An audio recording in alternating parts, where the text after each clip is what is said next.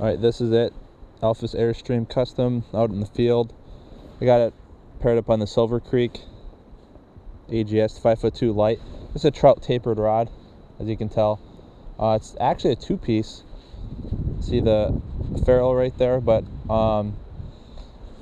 it acts pretty one-piece. You can see a slight flat spot there, but it definitely increased my confidence in two-piece rods for sure. And I do like that breaks down in the middle. Usually I'm not a fan of that, but for traveling that'll be nice. If you're gonna go to like airport or something like that, you can definitely put that in your carry-on. First lure I'll try is a Rapala CD1. I put a little barbless hook on there, which I'm a big fan of. Package weight says 1/16 of an ounce, but it actually weighs a little bit more than that. So I'll throw this around for a little bit. Ooh, that's pretty slick. That's about half break. I always start my reels like generally like all the way up, but then with this I knew that was extra break, so I just turned them down a little bit. But it definitely casts pretty nice. I mean, as you can see, it's a pretty I don't know how you put it, like the trajectory curve, you can tell it's like consistent. It's like because it's pretty much acts like a linear braking, like you've ever seen like in those Abu Garcia reels, how there's like this little disc. Because this inductor doesn't go in and out as I showed in that other video. So what that's going to do is it doesn't have that time. Say if I'm going to make a short little pitch like right here, it doesn't need that time to have the inductor pop out like an air spool or like an SV spool. So it already has the brakes. Well, that's kind of weird.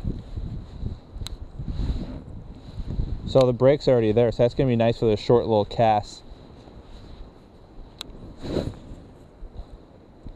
Now I'm running 7-pound line on this, which seems like overkill, but I'm also going to be using this reel with that Custom Legend Elite that I made, that 7-foot light for like Ned rigs and like lighter bass stuff, along with some like crappie and panfish stuff.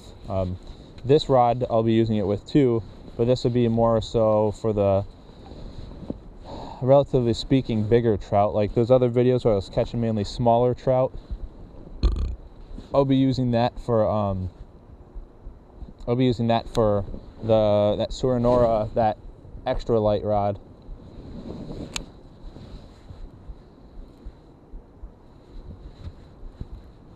I mean, this rod's pretty sensitive. I mean, I can feel every little wiggle on that crankbait.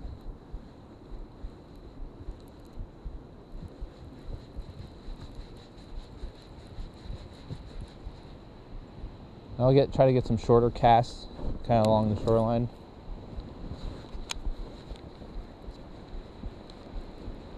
I mean, this rod definitely has more muscle than that extra ultralight rod that I was using. Not in a bad way, it's definitely still a lighter powered rod, but it doesn't load up as deep. It just takes a little bit getting used to.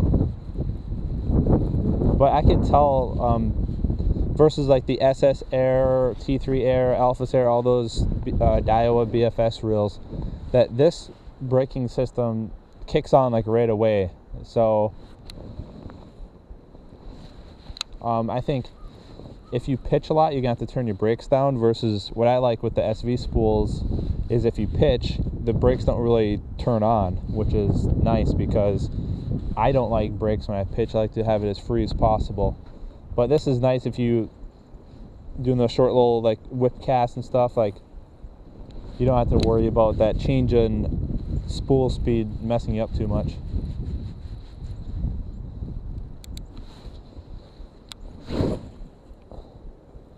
Let's turn the brakes down a little bit. This does not hold much 7-pound line, by the way. Like, see, I barely have anything left, and I just cast across the river here, which that's probably, I don't know, 40 feet where I cast maybe. But like I said, it's not a distance reel at all.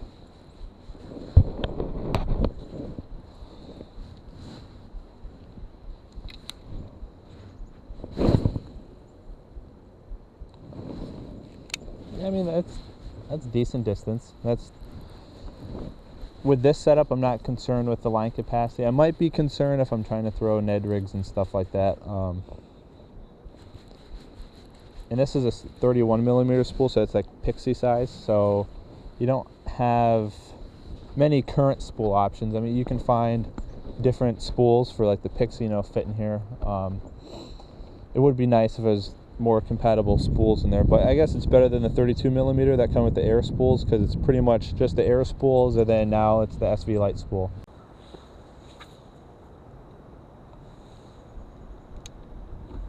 A nice easy cast. You can definitely tell that it's more of a linear braking system versus like the Daiwa air reels and the SV reels that the inductor pops out. You can tell just by the end of the cast, you can tell that it lacks a little bit of the control, not the control, but the little extra distance. Like you can see, just showing a little bit, the casting like arc is more of a bell curve or like a regular curve versus it kind of flattening out at the end to get that little bit extra distance. This reel isn't meant for super long casting, it's meant for this short stream fishing, which this is, I mean, not a super wide river, but it's wide enough that you're not going to have to make those short little accurate casts like some of those other places I fished. Alright, this is kind of a traditional stream setting, I guess you'd say. You got some brush, some overhead cover, brush down here, up on a bank, and you got some logs in here. So you have to do a short, let's say you're going to want to get like underneath this tree here, you're going to want to do a short cast with those traditional air reels like the SS Air, T3 Air, stuff like that. That's one of the downfalls, I thought, was those just outside of pitching range. And then especially when the light wind comes by and hits those lures, it kind of blows your spool up. So I'm thinking that's where the Alpha's Airstream Custom is really going to come into play with that fixed inductor. See, there's some brush and stuff down here, so I have to do like a little underhand. And that constant braking is nice. Now, I'm probably not going to catch a fish, so I'm not really going to sit and soak the lure and stuff like that. I'm just going to get those casts out there. Yeah, there's no real thumbing or anything that goes on. Now if I got lower to the water, I can get a little bit more of a whip and get it in there. And also, I'm not really used to this reel yet either, or especially the rod. Like using a BFS rod, this stiff is a little weird. But you can get it in there. Especially, I bet, if I turn the brakes down a little bit too. And I'm running my tension knob, so there's barely any side-to-side motion there. That's how I run all my reels. I let the brakes do their job.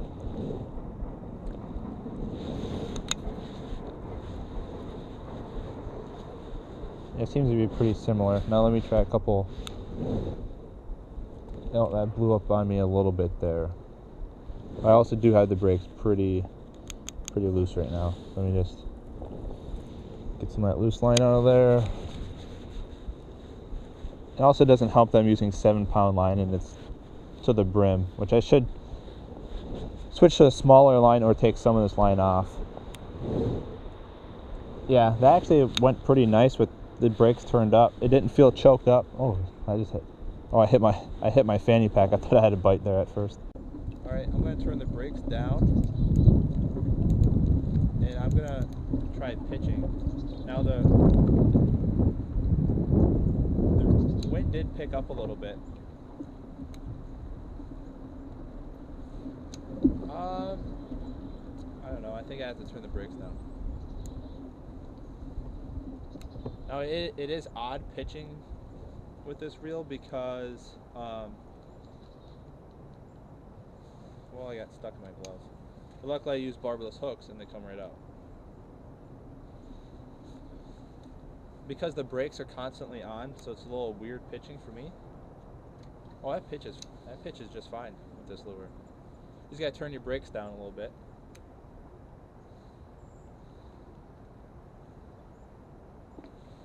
Yeah, no problem. A little high. I think I can go a little bit less brakes. And don't get overconfident with the reels. always start with a higher brake setting and work your way down, because you can get discouraged easily by having the spool blow up and you just think it's that reel because you're not used to it. I know I've had that happen to me. I was like, oh, this reel sucks, it just blows up all the time. But once you get used to it, like, it's not a big ego thing. Just because if you have to use 3/4 of the brakes on the reel, that doesn't mean that you're a bad casting person or anything like that. That's just how it works for you. It doesn't matter. Yeah, turning the brakes down definitely did help me with pitching. Maybe 1 click of brake, just so I don't have to use my thumb, really. Because another thing, especially up where I live, it gets cold, you don't get the dexterity either. So that's why control in a reel is very important. Like, you want it to kind of be, I don't want to say over braked, but you want to have that option of going thumb free and still getting good casts. Like with this. Like, people say with certain reels that they can cast 1/8 ounce lures no problem or whatever. That's with the normal whipping out their casting motion. Now, if you're going to be doing very accurate casts and you're going to be doing like slow speed presentations, it's going to be a big difference. So those people that say that they don't need BFS reels because they can cast a 1/16 ounce with whatever reel that they're using, in ideal situations with the wind at your back and all that stuff, sure. But if you're in situations like this, you're really going to have that BFS reel shine.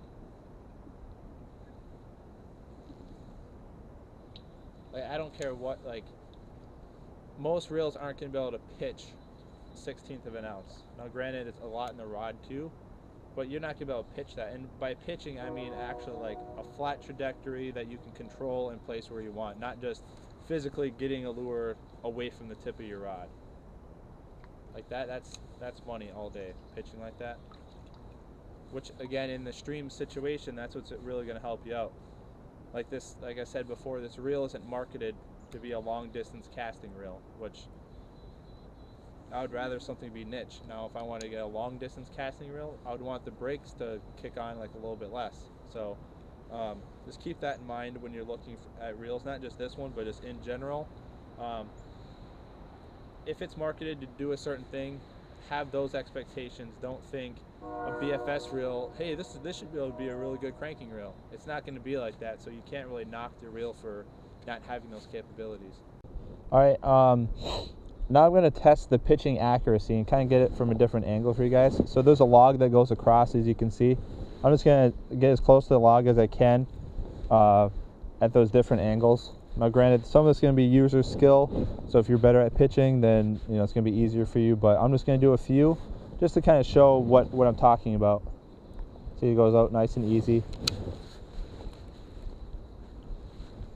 And a crankbait's not really going to hit all that soft, but you can feather it in nice. And the more experience you get with the reel too, the easier it gets. So you getting to those spots is nothing. Really attainable for sure. So if you're using like a 1/16 ounce head and you got like a little like 1-inch piece of plastic for like say trout fishing, that'll be doable. Or if you're just light bass fishing or crappie fishing, something by docks, so you got like an 1/8 ounce and you got like an 1/8 ounce head and you got like a 2-inch grub, it's gonna be like the same effort. And the big thing I like that this reel does, and granted it might be because of the resistance of the lure, but when I pitch, especially for like the ultralight stuff, you don't want to pitch and then kind of let out a little bit of extra line, catch that with your thumb, so that way your lure gets a straight drop down. And you kind of read the current too. The current's going this way, so you're going to know that the current's going to kind of, it's kind of weird. Sometimes they could meander back and forth underneath the log if there's like a current that goes through there. So that's a big thing, getting a little bit of extra line out, so then you could just drop your lure down. Or sometimes, especially with jigs, because you don't get hung up as much, I'll actually pitch, I'll aim to the top of the log, and then I slide it down off that log, so it drops straight down off that log. So let's say if a trout or something is under there, it's like a bug's trying to land on that log or something, they look up, and then that bug falls off the side of the log. So see, I don't know if you can see the lure, but it's on top of the log right there. It's got a little jimmy off there, and it slides down, and sometimes it gets sucked underneath that log because of the current, and that's when a trout can smash it.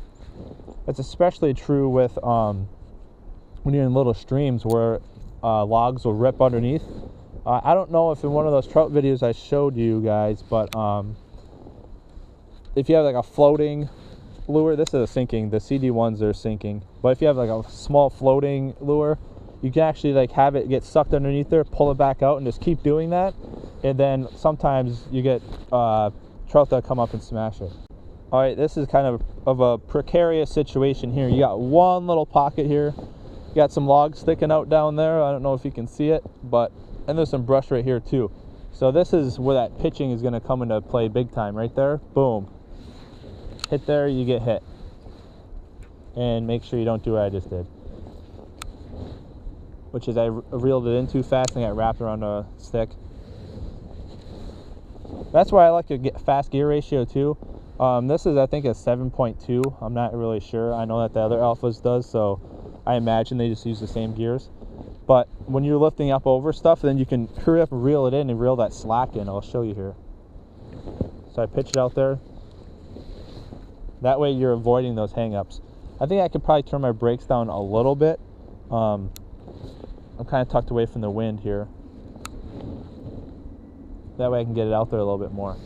But that's going to be the key difference between having that inductor sticking out all the way or not. If you don't know what I mean, check out that other video I have on the Airstream Custom. It goes over the mechanicals and all that kind of good stuff with the reel. All right, I have this, I think it's like a 16th ounce BDS head. It's like a foam type head that still slowly sinks. The little craw body on there, just to see how it casts with plastic, seeing how it's the bulkier and it has those pincers. It's going to catch the wind different, and that's going to test the brakes just a little different way. So I turned the brakes all the way up like I did before, just testing it.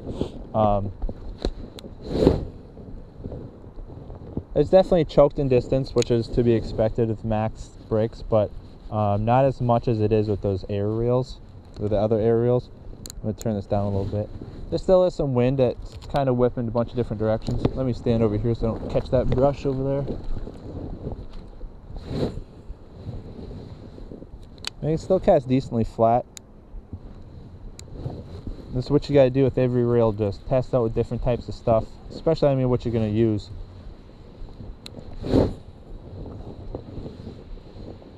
See, like how I feel that reels are over braked, like at least, like, you know, with the settings, is that it wants to hook to the left for me. Now maybe a left-handed caster might hook to the right, I'm not sure. So and then what I do, I just keep casting it until I start to fluff up a little bit, and that's why I know the limits of the reel for me. And if you're not backlashing, you're not testing your reel out. See, I see the line starting to fluff up, but it kind of corrects itself near the end of the cast. It could be my casting motion too. So what I'm going to do, especially because of the cold weather and the wind and stuff, I'm just going to turn the brakes up just a little bit. Just because I'd rather get 3 feet less distance than have to sit there and pick out bird nest.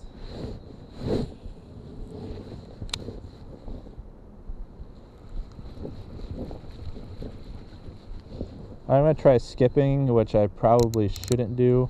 Generally, I skip with the brakes lower than my normal casting. I just find it better for me.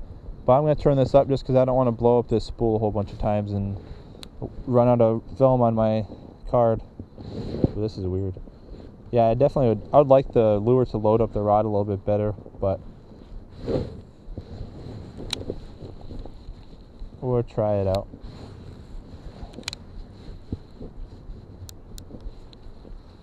And sometimes for me, I can't really speak on BFS skipping too much, but for just general skipping, if I feel that, like, when I'm doing like a normal casting motion, my lure wants to go up, I feel that there's too much brakes on. Like when I lower my brakes, that's when it gets a little bit more flat. It's kind of like, I don't know if you guys ever play tennis, but you just want to change your body position and stuff like that. You don't want to change your actual motion. It's just too much stuff to change. So sometimes I'll do that too. I'll just change how my body is. So like my release point's right here. Maybe my release point should be here, so I just turn my body a little bit. That was a good one.